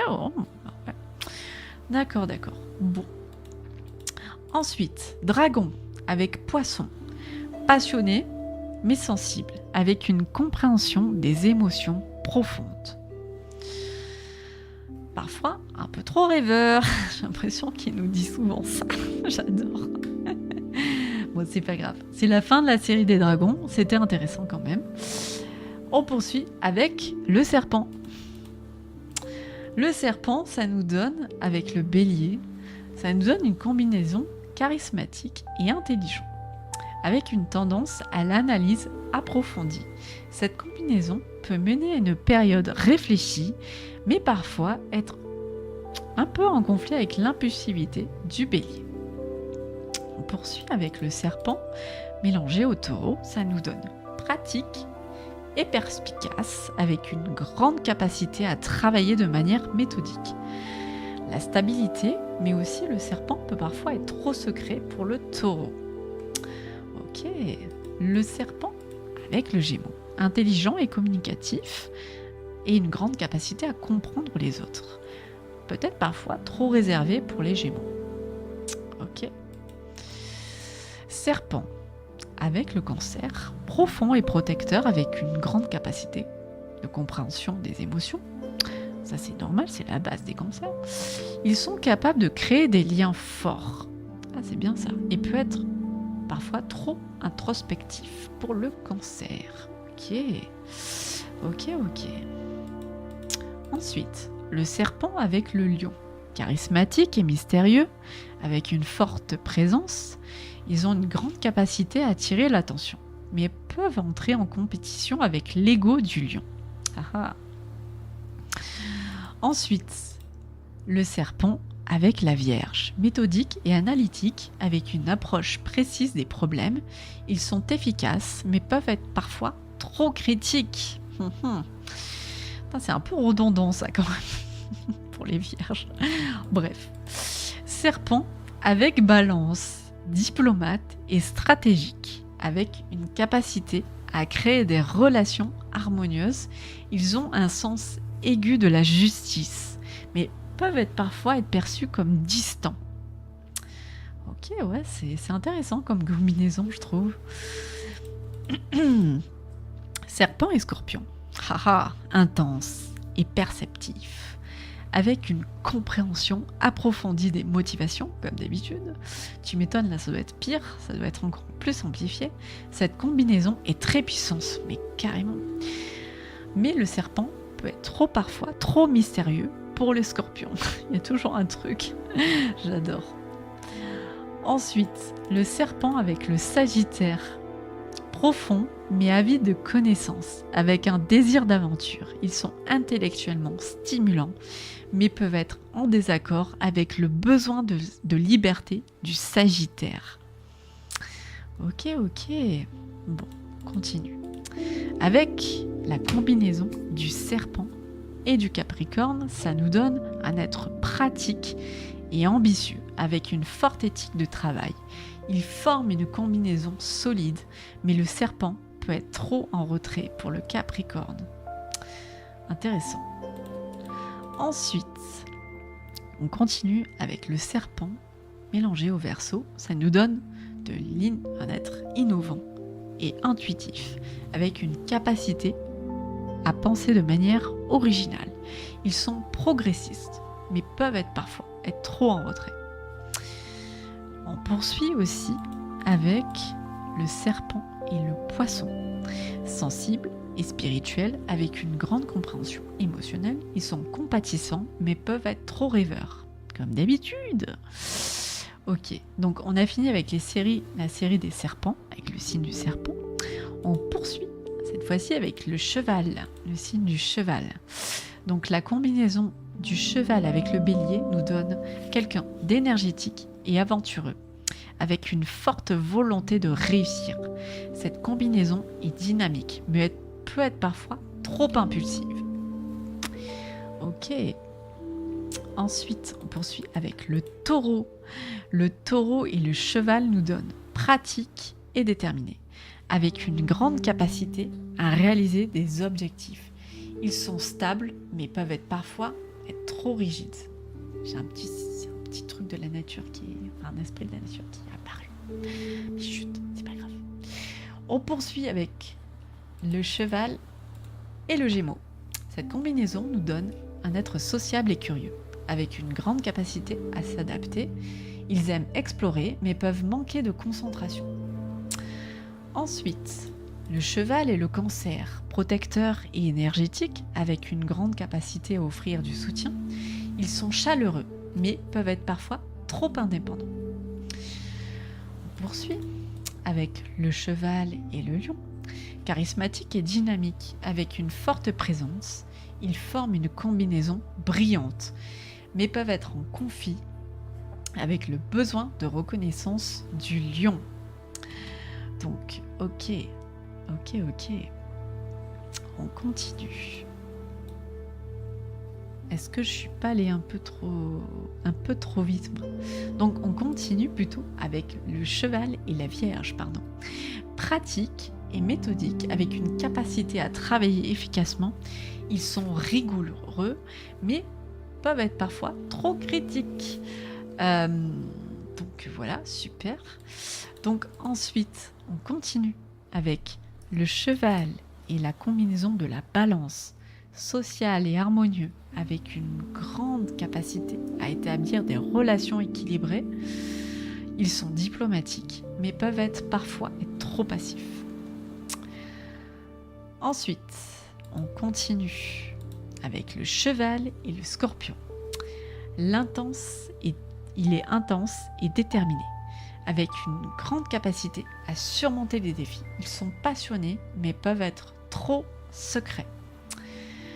Donc, voilà le topo pour les chevals et scorpions.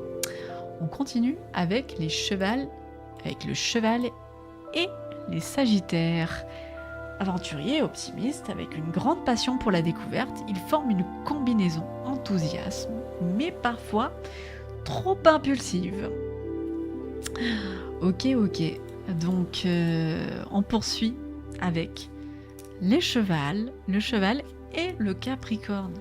Ambitieux et déterminé, avec une forte éthique de travail, ils forment une équipe solide, mais peuvent être trop sérieux.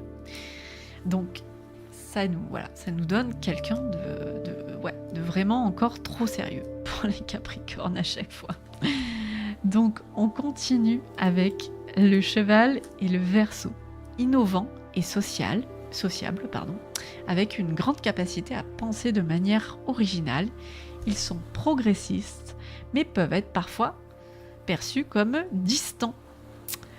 Donc voilà. Donc on continue avec les chevals et les poissons, sensibles et aventureux, avec une grande compréhension émotionnelle. Ils sont compatissants, mais peuvent être parfois trop rêveurs. Ok, donc c'est la fin pour le signe du cheval. On poursuit avec la chèvre. Donc les combinaisons de la chèvre et du bélier. Alors attendez, parce qu'il y a mon chat qui a vu en fait le sable. Je crois qu'il va s'installer, excusez-moi. Mais j'ai eu un petit peu peur pour mon décor. J'ai pas envie qu'il prenne ça pour une litière. Et bref, donc du coup, le cheval et le bélier.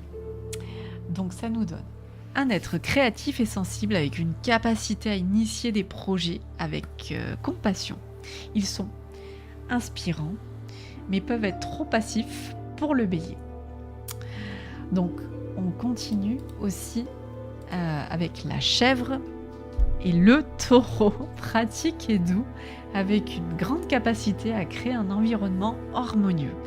Ils forment une combinaison stable, mais peut parfois être trop réticent au changement. Ok, on poursuit avec le Gémeaux, qui est sociable et adaptable dans cette combinaison. Avec une grande créativité, ils sont ouverts aux nouvelles idées, mais peuvent parfois manquer de direction. Ok, ensuite, la chèvre, mélangée avec le Cancer, nous donne des êtres très protecteurs et empathiques, avec une capacité à offrir un soutien profond. Ils sont chaleureux, mais peuvent être trop sensibles. Donc on poursuit avec la chèvre et le lion. Donc charismatique et créatif, avec une grande capacité à briller dans les situations sociales. Ils peuvent être concurrents avec le lion pour l'attention. Ok. Ensuite, la chèvre et la Vierge nous donnent une combinaison d'être pratique et doux, avec une grande capacité à organiser les choses de manière efficace. Ils forment une combinaison harmonieuse, mais peuvent être trop réservés. Ensuite, la chèvre et le balance, ça nous donne l'être diplomatique et charmant, avec une grande capacité à créer des relations équilibrées. Ils sont amicaux, mais peuvent être trop investis. Ensuite, la chèvre et le sagittaire nous donnent une combinaison d'être aventureux et compatissants avec une grande ouverture d'esprit. Ils sont enthousiastes, mais peuvent être parfois être trop rêveurs. Ah ben, il n'y a pas que les poissons, vous voyez. Ensuite, chèvre avec le Capricorne, pratique et stable, avec une forte capacité à réaliser des objectifs. Ils sont fiables, mais peuvent être trop rigides. Ensuite, la chèvre et le Verseau, créatif et original, avec une grande capacité à penser différemment. Ils forment une combinaison intéressante, mais peuvent être perçus comme distants. Ensuite, la chèvre et le Poisson, sensibles et compatissants, avec une grande compréhension émotionnelle. Ils sont rêveurs, mais peuvent être trop introvertis. Voilà, comme d'habitude. Donc, on poursuit avec les singes. Ah, on a bientôt fini. Bon, je pense que les gens verront leur signe par signe et mettront sur pause. Je mettrai une minuterie, je le rappellerai à la fin. Mais bref, donc continuons avec les singes et les béliers. Ingénieux et dynamiques, avec une grande capacité à innover, ils sont audacieux mais peuvent être trop impulsifs. Ensuite, le singe... Oh mince, ça n'avait pas fait singe bélier, pardon. Donc voilà, on était au singe bélier, excusez-moi. Du coup, singe taureau maintenant. Pratique et astucieux, avec une grande capacité à résoudre des problèmes, ils sont efficaces, mais peuvent être parfois trop rigides. Ensuite, le singe et le gémeau, sociable et intelligent, avec une grande curiosité et une adaptabilité très forte, ils sont communicatifs, et peuvent manquer de concentration. Ensuite, le singe mélangé au cancer nous donne des êtres perceptifs et protecteurs avec une grande capacité à comprendre les émotions. Ils sont empathiques mais peuvent être trop réservés. Le singe avec le lion, charismatique et audacieux, avec une forte présence et une capacité à divertir. Ils sont brillants mais peuvent entrer en conflit avec le lion. Ok. Ensuite, le singe avec la Vierge, méthodique et astucieux, avec une grande capacité à résoudre des problèmes de manière efficace. Ils sont rigoureux et peuvent être trop critiques. Donc, le singe et la balance maintenant, sociable et stratégique, avec une grande capacité à établir des relations harmonieuses. Ils sont diplomatiques, mais peuvent être trop influençables. On continue avec le singe et le scorpion. Intense et perceptif, avec une compréhension profonde des motivations, ils forment une combinaison puissante, mais peuvent être trop mystérieux. Ensuite, le singe et le sagittaire, aventurieux et curieux, avec un désir constant d'explorer et de découvrir. Ils sont enthousiastes, mais peuvent être trop imprévisibles. On poursuit avec le singe et le capricorne. Donc, ça nous donne des êtres ambitieux et astucieux, avec une grande capacité à réaliser des objectifs de manière pratique. Ils forment une combinaison efficace, mais peuvent être trop sérieux. Ensuite, le singe avec le Verseau, innovant et sociable, avec une grande capacité à penser différemment. Ils forment une équipe originale, mais peuvent être perçus comme distants. On finit par le singe et le Poisson, créatifs et compatissants, avec une grande compréhension émotionnelle. Ils sont sensibles, mais peuvent être trop rêveurs. Bon. Nous poursuivons avec le signe du Coq. Donc, le Coq, mélangé au Bélier, nous donne des êtres charismatiques et déterminés, avec une grande capacité à initier des projets avec enthousiasme. Ils sont dynamiques mais peuvent être trop impulsifs. Donc, le coq et le taureau nous donnent un être pratique et méthodique, avec une forte capacité à organiser et à gérer des projets. Ils sont fiables mais peuvent être trop rigides. On poursuit avec le coq mélangé aux Gémeaux, sociable et intelligent avec une grande capacité à communiquer et à s'adapter. Ils sont communicatifs mais peuvent manquer de direction. Ok, donc on continue avec le coq et le Cancer nous donne la combinaison d'un être protecteur et organisé, avec une capacité à offrir du soutien et à créer un environnement stable. Ils sont attentionnés mais peuvent être trop critiques. Ensuite, le coq avec le lion, charismatique et ambitieux, avec une forte présence et une capacité à briller avec les situations sociales. Ils forment une combinaison dynamique mais peuvent être parfois entrer en conflit avec le lion. Coq et Vierge, pratique et méthodique avec une attention aux détails et une capacité à résoudre des problèmes. Ils sont efficaces mais peuvent être trop critiques. Encore une fois. Et dis donc, le coq est le balance, diplomatique et sociable, avec une grande capacité à établir des relations harmonieuses. Ils sont charmants, mais peuvent être trop préoccupés par l'opinion des autres. Ensuite, on va avec le coq et le Scorpion. Intense et perceptif, avec une grande compréhension des motivations profondes. Ils sont déterminés, mais peuvent être trop secrets. Ok.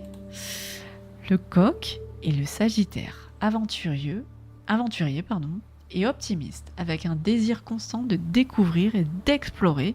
Ils sont enthousiastes, mais peuvent être trop imprévisibles. Ensuite, on poursuit avec le coq et la Capricorne, ambitieux et organisé, avec une forte éthique de travail, une capacité à réaliser des objectifs de manière pratique. Ils sont fiables. Et comme d'habitude, ils peuvent être trop sérieux. Donc, le coq avec le Verseau nous donne un être innovant et sociable avec une capacité à penser de manière originale. Ils sont progressistes, mais peuvent être parfois trop distants. Ensuite, le coq avec le Poisson nous donne un être sensible, créatif, avec une capacité à comprendre, une grande compréhension émotionnelle. Ils sont compatissants, mais peuvent être trop rêveurs. Donc voilà, on finit avec le coq et le Poisson pour poursuivre avec le signe du Chien. Alors, le Chien et le Bélier nous donnent une combinaison d'un être loyal et dynamique, avec une grande capacité à défendre ce en quoi ils croient. Ils sont courageux, mais peuvent être parfois trop impulsifs. Le Chien avec le Taureau nous donne des êtres pratiques. Voilà. Le chien avec les taureaux nous donne des êtres pratiques et fiables, avec une forte loyauté et un sens profond des responsabilités. Ils sont stables, mais peuvent être trop rigides. Ainsi, le chien combiné avec le Gémeaux nous donne un être sociable et communicatif, avec une grande capacité à comprendre et à oh là là, je sais pas ce que ça a fait. Pourquoi ça fait ça? Pardon. Non. Je suis désolée. Je sais pas, il a pété un câble, le truc.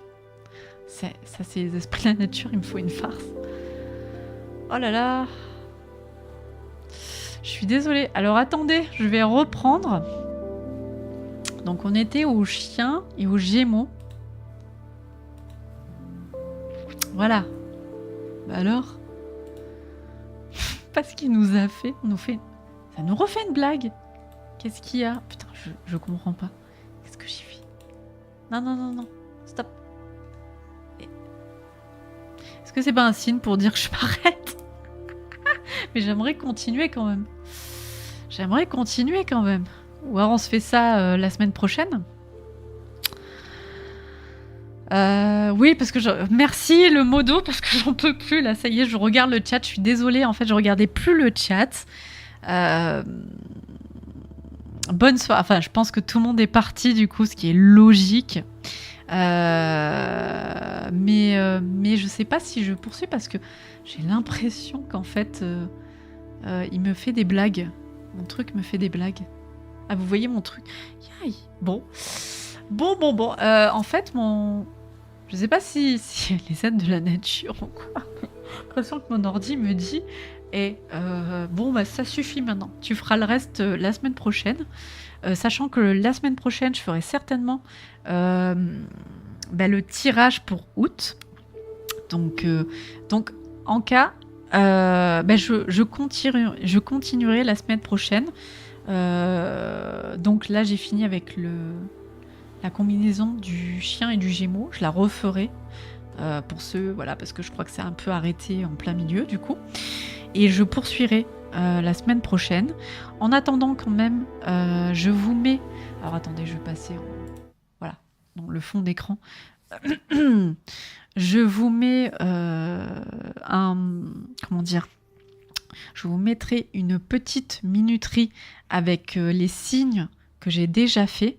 Comme ça, pour le replay, pour ceux qui veulent aussi revoir leurs signes, qui n'ont pas très bien entendu, voilà, je le mettrai dans la description. Comme ça, ce sera plus simple pour vous, bien sûr. Parce que là, comme ça, c'est un peu compliqué. Et c'est très long, donc voilà. Donc je comprends que vous n'avez pas eu la patience d'attendre. Et du coup, voilà. Donc, on poursuivra la semaine prochaine. Je crois que les éléments, la pleine lune, l'ordinateur et surtout les esprits de nature ont décidé de dire non, ma grande, c'est trop long, bois un peu d'eau, va manger un petit bout et tu nous referas, on se revoit la semaine prochaine. Je suis désolée Tam, du coup je vais pas continuer. En tout cas, j'espère que ça vous plaît, même si c'est un peu long. Là, c'est vrai que c'était un peu long de faire ça en live. Mais ouais, j'avais pas trop envie de faire ça comme une série de vidéos. Je préférais vous faire ça en live. Et du coup, de toute façon, voilà, comme je l'ai dit, je mettrai une petite minuterie avec le temps, avec tous les signes. Comme ça, vous pourrez y aller directement à votre signe. Ça sera plus simple pour vous. Et en tout cas, on se voit la semaine prochaine. Si vous avez aimé ce live, en tout cas, n'hésitez pas à me le faire, à le dire en commentaire pour ceux qui regarderont le replay, à liker. Vous pouvez aussi liker pour ceux qui sont encore là. Et en tout cas, ça m'a fait plaisir de vous voir. Alors Tam, en fait, non, je fais pas. En fait, je compare en fait les signes occidentaux avec les signes chinois en fait. Donc voilà. Donc si tu parles des signes solaires, oui, c'est ça en fait, le signe solaire occidentaux avec effectivement versus signe chinois, exactement. Donc voilà. Donc après, sachant que je ne suis pas astrologue, quand même, je tiens à le dire. Donc voilà, c'est très général. Voilà, donc... Mais alors tu dis que le signe chinois, c'est le pareil, c'est le même signe que l'année en Basie. Ouais, oui. Mais après, voilà, comme je l'ai dit, moi je fais pas de l'astrologie, voilà, je suis pas astrologue, hein. Donc voilà, je m'intéresse à l'astrologie. Après, si tu es plus calé, si tu veux plus nous en dire, moi je suis toute oui. Par contre, je pense qu'on va arrêter le live parce qu'il va être un peu tard. Peut-être que t'as faim aussi, Tam. Mais en tout cas, je suis heureuse, pardon. Je suis une fille, moi, je sais même plus. Faut que je boive de l'eau comme m'a conseillé le modo. Et si tu veux, on poursuit ça lundi prochain. Parce que tous les lundis, je fais des lives. Et je trouve qu'effectivement, en plus, l'astrologie chinoise est tellement riche que voilà, en fait, on parle juste des signes chinois, mais en fait, c'est effectivement plus complexe que ça. Donc voilà, c'est très intéressant. Mais voilà, n'hésite pas à revenir lundi prochain. J'espère que ça t'a plu. En tout cas, merci de ta présence. Et puis, bah, voilà. Puis, bah, de toute façon, je vous souhaite une bonne soirée. Et puis, bah, n'hésitez pas à checker en fait mes réseaux sociaux. Je le dis pas assez, mais c'est vrai que voilà. Après, sachant qu'on a un serveur Discord, voilà, j'ai un serveur Discord avec petite communauté où on parle de spiritualité. C'est plus basé sur le chamanisme en général, parce que l'astrologie, là, c'est vraiment la première fois que je fais ça, hein, en direct. Et, euh, et voilà, bah, si vous voulez venir sur le serveur Discord, eh ben, vous êtes les bienvenus, en tout cas. Et après, voilà, bah, j'ai mon site aussi arédivin.com où je propose des services, plus des soins en fait en lien avec les esprits de la nature, en fait une guidance chamanique aussi, voilà. Donc on fait des voyages, voilà, on fait des voyages un petit peu dans le monde en bas, dans le monde en haut, dans le monde du milieu, voilà. Bon, en fait tout est expliqué dans mon site. Et voilà. Ok Tam, bah, c'est cool en tout cas. Merci à toi aussi. Et puis bah, repose-toi bien, passe une excellente soirée. Bah, voilà, comme j'ai déjà dit, passez une excellente soirée, une excellente semaine. On se revoit bah, lundi prochain pour faire un petit topo. Bah, de toute façon, vu qu'on a fait en plus le point énergie de la pleine lune plus les aspects transit, vous me direz en fait si ça a été un petit peu votre semaine, si vous avez eu un peu des liens ou une corrélation avec ce que